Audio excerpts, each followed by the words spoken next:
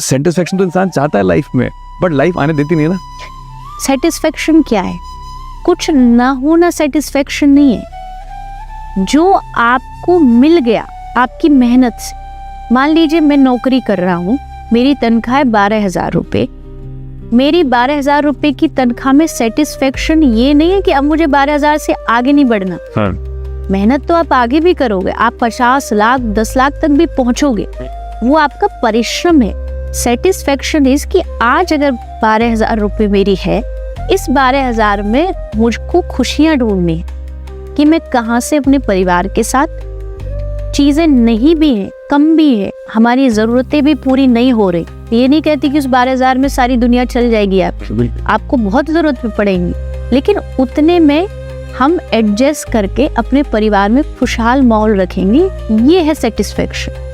Satisfaction का मतलब समझते हैं लोग कि आगे भविष्य में बढ़ना नहीं है, ऐसा नहीं है, पर आप जिस स्टेज पर हो उस स्टेज पर आपको खुश रहना और आगे बढ़ने के लिए मेहनत करनी है, अपनी तरफ से एफर्ट्स 100% देने, उसमें कोई चूक नहीं करनी है। क्योंकि भगवान श्री कृष्ण को अगर अर्जुन को संतोष ही सिखाना होता तो वो नहीं कहते कि युद्ध लड़, वो तो कहते कि भैया संतोष करके सारा राज्य इसको दे दे दुर्योधन को और तू आके बैठ जाए यहाँ गुफा में बैठ। उन्होंने कहा नहीं, तेरा काम है, क्योंकि तू क्षत्रिय है, क्षत्रिय तू वॉरियर है, और वॉरियर का काम है युद्ध कर। अपने कर्म से अगर तू भागेगा, वहां युद्ध करना उसका सेटिस्फेक्शन।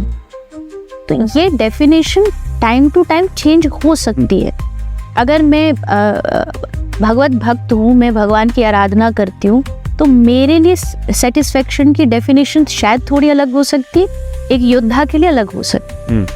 तो ऑफ कोर्स जो आपने कहा, मैं ये नहीं कहती कि आपको आगे बढ़ने की कोशिश नहीं करनी है, बट हाँ इतना तो है कि आप अगर जहाँ हो उस चीज़ में अगर आप सुकून ढूंढ पा रहे हो, तब आप सेटिस्फाइड माने जाओ।